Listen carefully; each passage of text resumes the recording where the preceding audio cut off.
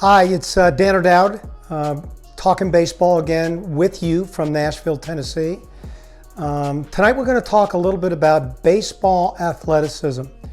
Last week we talked about makeup, and I told you that was a term that was used in a lot of different ways. Well, athleticism is another term that is used in a lot of different ways. For me, how I define athleticism is for a player's ability to execute a movement pattern effortlessly to demonstrate a skill consistently. So being able to move the right way effortlessly to execute a skill consistently. And there's 7 categories for me for defining what athleticism actually is. And we're going to talk about each. We're going to mention each one and talk about each one a little bit. The first one is speed. And basically it's just your raw running ability. And the game of baseball, it's interesting. We run 60-yard dashes to give evaluators a feel for someone's speed, but in reality, we never run 60 yards straight. For me, the 10-yard split times are just as important as the 60-yard time because it shows how quickly you can get up to max speed. But again, speed is important because speed plays on the field in ways that can affect the outcomes of the game, and it's a skill that can absolutely be improved. Number 2 is quickness. And for me, how I define quickness is how fast the body can make athletic adjustments. So think about that. So the game is a ground force reaction game. Everything starts from the ground. And so a shortstop playing up the middle, his first step quickness to the ball. A base runner leading off of first base, his first step quickness out of his lead and break. A center fielder, his read and break on a fly ball is predicated on his quickness. A catcher who goes to block is predicated on his quickness. Everything in the game relates to some way, shape, or form your fast twitch ability. The third definition for me for athleticism is athletic instincts, defined as the ability to adapt to changing situations with athletic movement without hesitation. So baseball is a game that's more rotational than north and south, and your ability to adapt rotationally to the game, whether that's hitting, whether that's a misdirection, whether that's starting out one way and changing your plane to go a different way. It's that athletic instinct towards the ball that allows you, again, to be able to execute in a consistent way. The fourth definition is body control. Pretty self-explanatory, but body control for me revolves around your balance, your core ability to stay balanced. Give you an example. A pitcher's ability to break consistently over the rubber is directly correlated to his balance over the rubber.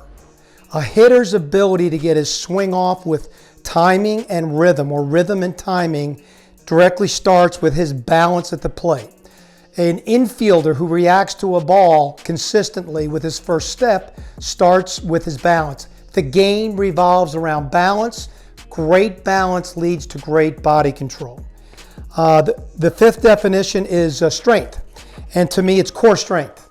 Core strength I defined as below the knees to the top of your chest. When you train for baseball, you're not training to go to the beach. You're training to create a core that allows you to have the movement patterns that are so necessary to be able to effectively play the game with a high skill level. Sixth is flexibility, and that's moving without restrictions. So when you look at a player that has questionable running form, so we might look at that player and say, well, he's a below average runner, but the reality of it is he just may have some movement restrictions in his flexibility that's not allowing him to put his body in a position to be a better runner. And that is definitely something that can be improved upon. And the last one for me is explosion. It's your ability to get to max impact as quickly as you can. your rotational ability to get the bat to the hitting zone, your ability to explode towards the ball defensively, your ability to come out of a break running wise. The entire game revolves around explosion, and the more explosive you are, the better player you're going to be. And the beauty of the game of baseball is that it doesn't matter whether you're 5'7" or 5'8", or you're 6'4" or 6'5". Everybody's body is connected differently and created differently. But if you train properly in all of these areas, connecting one thing to the other thing, you athletically can compete at the highest level. You know, think about Alex Bregman or Jose Altuve or Dustin Pedroia versus, you know, an Aaron Judge. I mean, body type wise, the game is all over the map. But those 7 characteristics, they're in each and every player. So a parent right now that may be watching this may say, okay, well, so where do I go with this? Well, the first thing that I would encourage you to do is find someone in your area that really understands functional movement within the game of baseball and get tested for that. Find out how your body works, what your strengths are, and then what your opportunities for improvements are. And start out with very, very basic programs. It does not matter how much weight you move. It matters how much you move the weight properly to be able to create the movement patterns that are reflective in the game of baseball. So tonight, we talked about athleticism. And a strong, well-connected athlete has a better chance to be a great baseball player than one who isn't. So this is a very, very important core part of the game. See you next week.